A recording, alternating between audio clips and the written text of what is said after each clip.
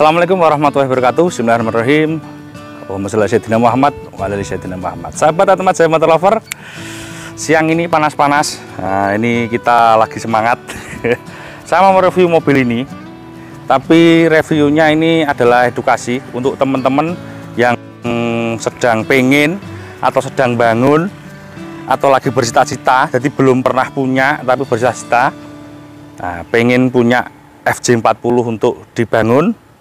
Nah, mungkin ini bisa jadi edukasi. Nanti akan saya jelaskan semua cara bangunnya, kemudian part-partnya secara detail, termasuk harganya.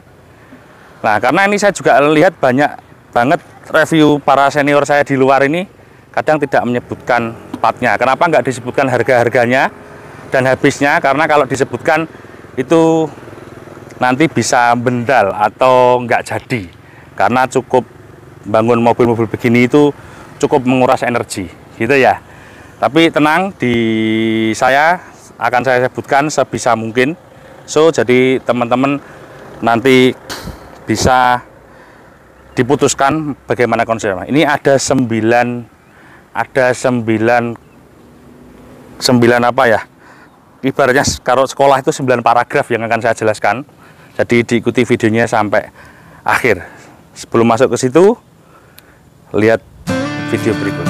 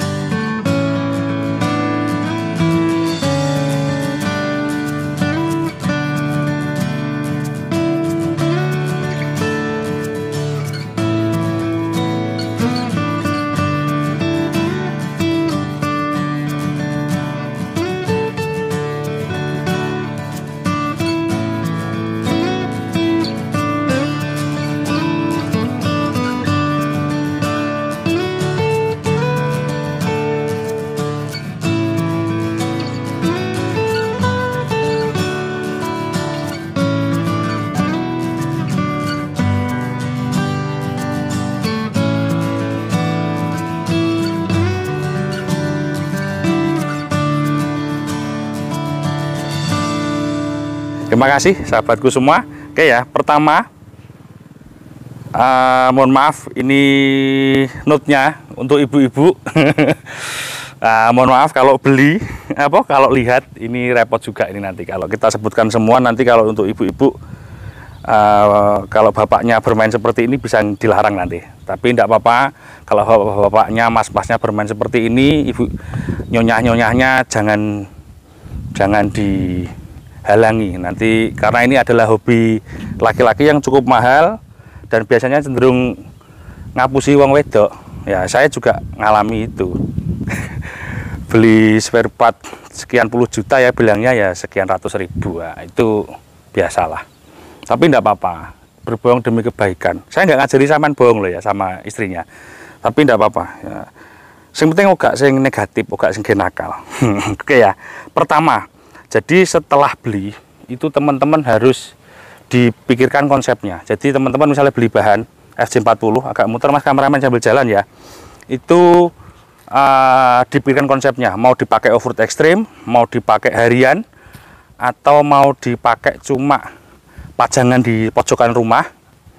Anggap aja mobil ini jadi vas bunga lah. Nah itu, atau mau dipakai berwisata maksudnya dipakai seperti di Bromo, itu dipakai ojekan istilahnya orang sini ya, dipakai bekerja, itu mau direntalkan. Nah itu jadi ada beberapa konsep ya. Kalau saya ini adalah konsepnya untuk daily, jadi dipakai harian.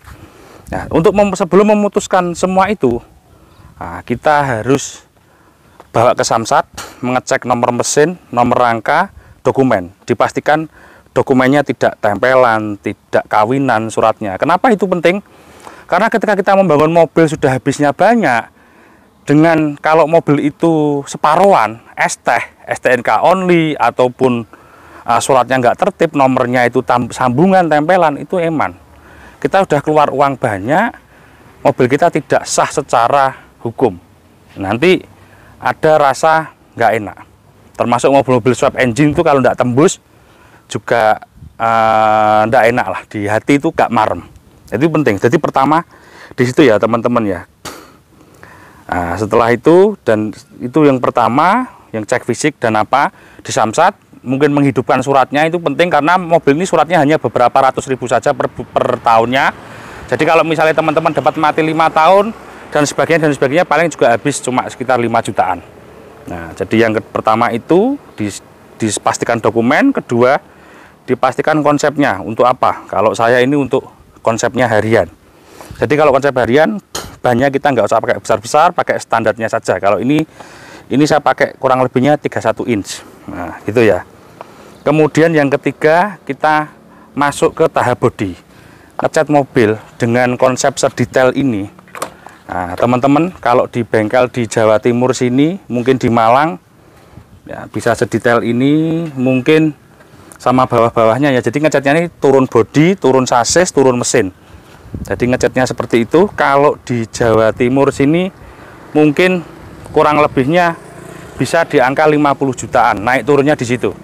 Nah, kalau saya lihat di bengkel-bengkel di Jakarta atau di mana ya bisa 70 juta, bisa 100 juta. Jadi ngecatnya ini turun body, turun sasis, turun per, turun mesin. Jadi mesin sendiri, sasis sendiri, body sendiri. Jadi dipreteli semua, ini dipreteli semua. Itu ngecatnya seperti itu. Kalau teman-teman nggak ngecat seperti itu, saya sarankan nggak usah dicat sekalian. Ya soalnya elak ya wis lah. Karena kalau kita ngecat hardtop atau softtop seperti ini, kita cuma habis 10 atau 15 juta, biasanya kurang. Nah, jadi nggak marem. Nah, beda kalau konsepnya untuk ngojek atau untuk berwisata direntalkan. Itu wis pokok nek merah ya pokok syukur merah, nek hijau ya pokok syukur hijau. Nah, tapi kalau kita konsepnya untuk pajangan, untuk beginian, nah itu beda lagi ya. Oke ya, yang ketiga itu. Dan ngecat ini membutuhkan waktu rata-rata 6 bulan. Paling cepat 4 bulan kalau ngecatnya beneran seperti ini. Bahkan beberapa bisa 1 tahun lebih. Beberapa bengkel. Kalau 1 tahun lebih itu berarti pengerjaannya dipakai sambian mobilnya. Jadi enggak, bengkel tersebut tidak hanya memegang mobilmu, tapi dia banyak pegang mobil lain. Kalau anak 2 ngecat mobilmu utuh, itu biasanya 4 bulan selesai sama ngerapikannya. Kemudian kita harus membahas sekarang keempat, kita modif interior. Jangan dimodif ya, tapi nah, interior ini pertama yang dikerjakan kan ini kan masuk dicat tadi semua, sudah dicat semua. Jadi kalau bawah-bawahnya bisa detail seperti ini kan memang harus dilepas semua ya. Jadi yang pengecatan ini pertama. Kemudian interior yang pertama tentu jok. Jok kalau saya ini kan kembali ke original. Cuma nggak enaknya jok original ini headrestnya nggak ada. Jadi saya kalau agak jauh ini agak kesel, agak pegel. Ini rencana mau tak kasih headrest, nggak tahu tak kasih headrestnya apa. Kemudian kalau mau lebih nyaman lagi sebetulnya kasih jok yang sekarang itu, kasih punya joknya Innova atau apa itu. Tapi ya nggak vintage jadinya. Jangan dikasih jok kayak macam Recaro kayak gitu. Saya kok nggak enak ya, naik turunnya nggak enak dan pokoknya nggak enak lah. Ini kalau kita nggak pakai off-road ya. Kemudian plafon, karena ini kanvas jadi ini nggak ada plafon. Kalau yang hardtop, ini softtop ya. Kalau hardtop dia ada plafon, dan plafonnya juga cari yang harus original. Ini kan kalau saya ini kanvas, jadi pengerjaannya begini dalam-dalamnya. Nah, kalau kanvas jangan lupa yang bagian pinggir seperti ini juga harus dikasih plat. Kalau nggak dikasih plat nanti jeglong apa ya, jelek lah. Nah, jadi cari tukang yang bagus. Plat atapnya ini nggak cukup.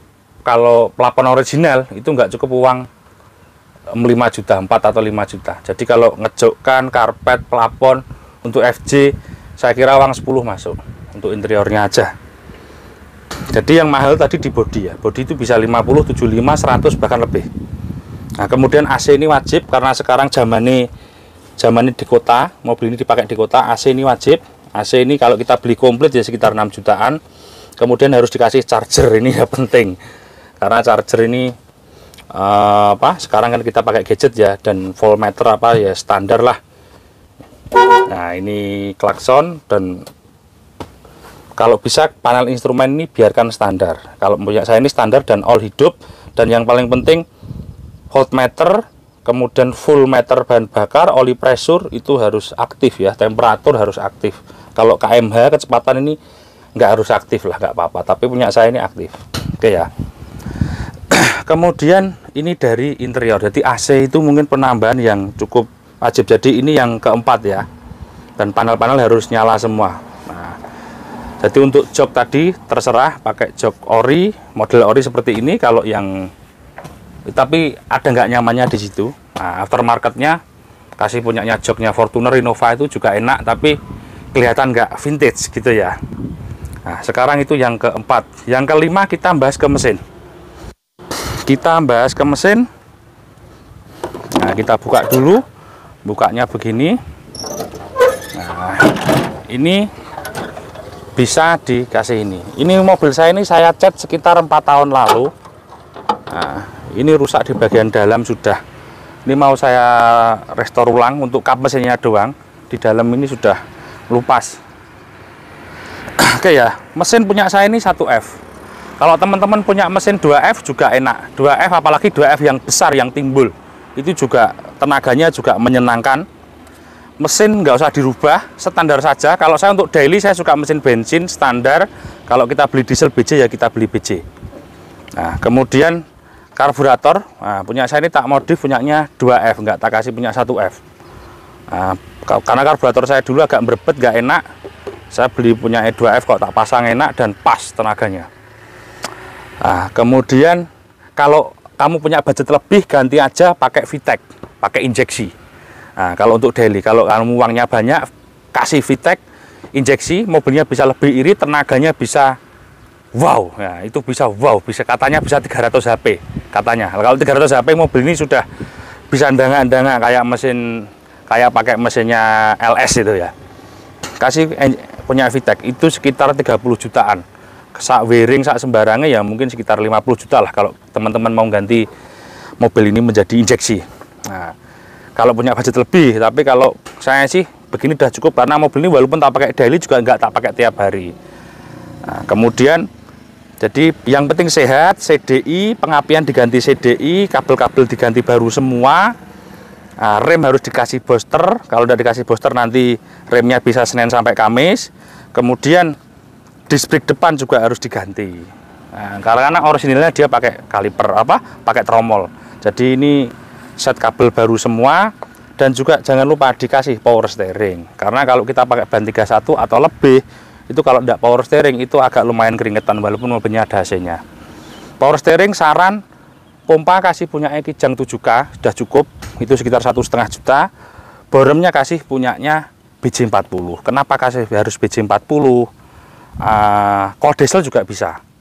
Cold diesel itu nanti merubahnya terlalu banyak dan jebol bodi. Kalau kita pakai BJ40 tidak jebol bodi. Tidak plug and play. Tidak plug and play karena harus motong join setir, harus dipendekkan sekitar 3 cm, tapi itu mudah. Pangkonnya PNP. Gitu ya. Kalau teman-teman pakai cold diesel, merubahnya banyak dan jelek lah hasilnya menurut saya loh. Kalau pakai mau main ekstrim, ditaruh di sini boremnya, dikasih punyanya VX80 kalau mau main ekstrim.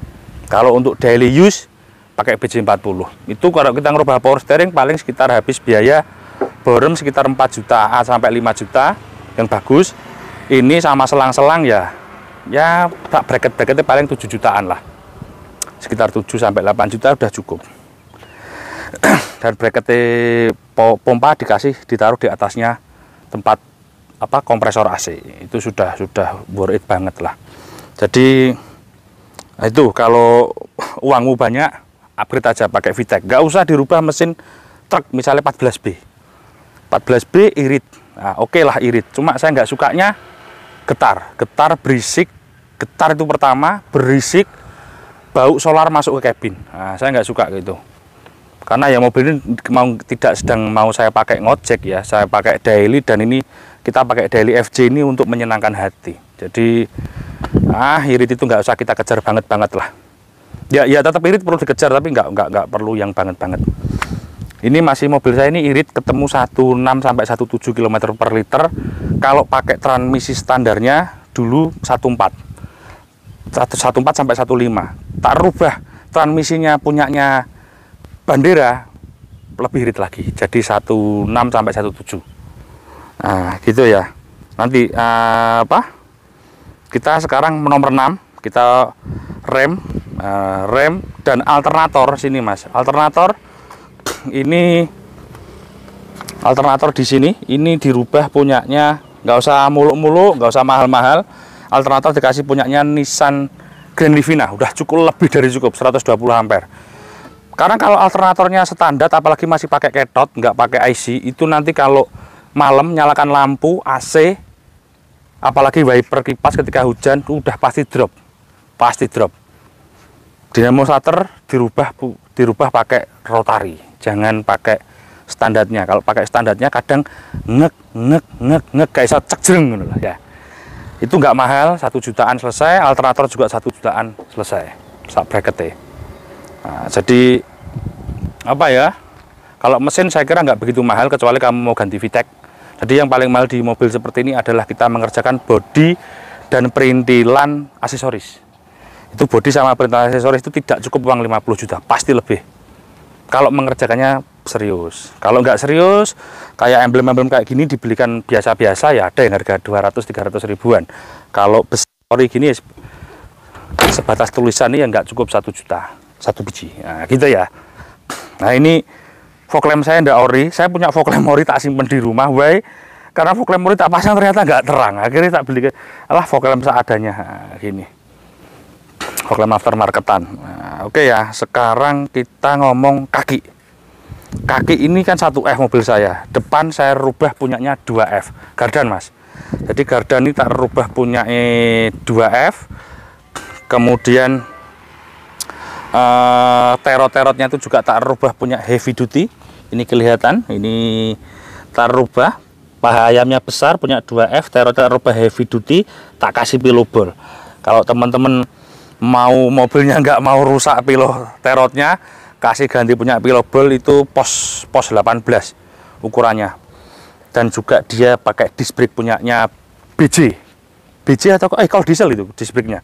Kalau punya BJ ada lagi. Nah ini kemarin tak kasih punya kalau diesel, jadi di depan harus di brake. Kenapa? Kalau saya pakai tromol itu kalau direm, apalagi ketika hujan rimis-rimis, itu mobilnya bisa lari ke kanan ke kiri. Nah itu cukup membahayakan karena mobil ini cukup besar, cukup keras. Jadi ini kalau ngantam semacam Honda Mobilio kalau gitu misalnya, ya hancur mobilnya. Jadi itu penggantian kaki-kaki itu juga nggak murah ya. FG final gear teman-teman rubah aja pakai yang high. Nah 937 itu sudah high, tapi saya kurang high lagi, saya kasih 1037. Nah teman-teman kalau final gearnya mau mobilnya supaya lebih irit, karena kita pakai ban cuma 31. Kalau banmu 35 nggak bisa, harus lebih low. Karena bannya 31, saya ngejar mobil ini cuma daily supaya lebih irit BBM-nya, tak kasih 1037 final gear depan belakang. Nah gardan depan tak rubah seperti itu tadi. Itu raciannya supaya lebih irit di situ. 1037 sudah paling kayak gitu. Dan transmisinya rubah punyanya Bandera sak TC-nya. Jadi dia 1 2 3 4 transmisinya. Ada crown mesh-nya. Jadi nggak cekrok-cekrok. Kalau standarnya ini 1F atau 2F, dia 3 speed itu saya nggak suka untuk daily cekrok-cekrok. Nah, karena non crown mesh ya. Nah, non crown mesh juga lebih low. Kalau ini low-nya gigi satunya dapat, high-nya gigi 4 itu bisa jalan 100 sampai 120 kpj bisa dapat. Nah ini yang membuat mobil ini menurut saya jadi 1:6 sampai 7 per liter, karena irit saya sudah nyoba kemana, saya ingat saya sudah pernah buat kontennya dulu. Jadi irit mobil ini dari situ ya. Kita tak tutup dulu ya, sudah untuk engine. Kemudian apalagi yang belum saya bahas ini, bentar, saya kalau nggak lihat catatan nggak apa, karena tadi sudah tak siapkan sebetulnya. Kaki-kaki sudah. Nah teman-teman pasti tanya ke belakang ya, masalah locker untuk mobil daily pilihannya ada 2. Satu pakai air locker ARB maupun HF made in China, ARB Australia USA itu juga bisa. Cuma 1 itu untuk daily. Ada 2 sebetulnya pakai LSD, tapi LSD itu harus gardannya harus dirubah, yang belakang harus floating, atau LSD nya ditaruh di depan. Nah, LSD ditaruh di depan itu bisa, kalau ditaruh di belakang gardannya harus rubah floating punyanya BJ40 atau BJ60. Kalau nggak floating nggak bisa dipasang LSD karena kancingnya nggak bisa. Kancing yang di dalam starter itu ada kancing C, itu nggak bisa. Kalau mau dikasih Detroit itu bisa, cuma tidak saya sarankan karena Detroit itu kalau dinaiki itu jedut gini loh, nah, ngancing ya, relatif ngancing. Nah itu kalau beli locker gitu ya nggak murah sih, nggak murah, masih di atas 10 juta biayanya. Nah, YouTube ini sambil kita ke belakang. Jadi itu beberapa tips saya kalau teman-teman mau membangun FJ, apalagi yang belum tak sebutkan ya teman-teman ya. Nah kalau ban, nah ini banyak tanya ban, ini kan bannya kan setara 31. Jadi kalau kamu bingung, ada ini kan ukuran 750 setir per 15. Jadi diukur pakai penggaris thread gini. Nah, satuannya inci ya. Jadi kalau 31 ini 31 inci satuannya. Kalau mau ban 33 final gearnya mungkin 937, it's okay. Kalau bannya 31 ini nyaman dipakai daily, enteng dan bisa efisien. Jadi ban ini adalah sesuatu yang paling urgensi, ngefek banget di torsi mesin dan di bahan bakar. Ini ngefek banget. Ketika kamu merubah ban itu langsung berat mobilnya. Ya karena as roda ini memutar ban ya. Jadi ban ini yang sungguh sangat berat. Makanya karena ini tak pakai daily ya, saya pakai 31 aja sudah lebih dari cukup. Ban. Nah, gitu ya. Kalau kamu pakai ban 35, teman-teman itu harus merubah juga final gearnya menjadi minimal 839 atau 488 atau 737. Tapi kalau 737 itu terlalu low ya, 5,29 itu terlalu. Jadi pakai 839. Itu pakai aftermarket produknya Yukon ataupun Revolution banyak. Kalau ganti final gear itu depan belakang sekitar 11 juta ya, sekitar 5,5 sampai 6 juta per bijinya. Nah, depan belakang sekitar berarti butuh uang antara 11 sampai 12 juta untuk menyesuaikan final gear. Nah, mobil ini asli kalau dokumen lamanya FJ40 RVUC, jadi kanvas. Gitu ya sobat ya. Masalah surat menyurat tadi sudah saya jelaskan, all gampang, all mudah. Penataan pir bawah juga gampang, mudah. Saya kira nggak perlu aneh-aneh. Kalau diganti punyanya produk pir, teman saya kemarin pakai Ome itu juga kuat, heavy duty, nggak patah-patah kalau dipakai off-road. Tapi kalau hanya dipakai daily, saya kira OEM lebih worth it. Kamu kalau kebanyakan pir tinggal dikurangi gitu, tinggal dikurangi supaya lebih empuk lagi. Ninggikan tinggal dian. Nah, shockbreakernya juga standar, depan panjangnya maksimal 46 cm, belakang 50 cm. Pakai gelung-gelung shockbreakernya. Itu juga ini tak kasih shockbreaker yang murah meriah, punyanya KYB kemarin. Karena tak kasih punya Explorer atau itu teman-teman mengenalnya Procom itu kok tak pakai agak keras. Nah, karena mobil ini nggak ada beban apa-apa. Jadi ya tak pakai shockbreaker yang agak lembek aja. Nah, saya kira KYB cukup lah, depan belakang 1 juta udah cukup. Jadi mobil ini shockbreakernya yang paling murah. Mau tak kasih yang merek mahal-mahal lagi ya bisa, saya ada shockbreakernya ada di rumah, tinggal masang-masang doang. Cuma kok terlalu keras ya, ini tak kasih ini pas lah, karena hanya untuk tak pakai daily dan saya sering bawa mobil ini paling sendiri ataupun berdua sama anak saya itu. Gitu sobat ya, berikut tips-tipsnya, mudah-mudahan video ini bermanfaat kalau lagi teman-teman pengen bangun FJ40. Banyak referensi yang lain, senior-senior saya yang lain, saya cuma berbagi ini yang sudah kita lakukan gitu. Terima kasih, dukung terus kami di Atmajaya Motor, jangan lupa subscribe yang belum subscribe untuk selalu ikut di video kami. Assalamualaikum warahmatullahi wabarakatuh.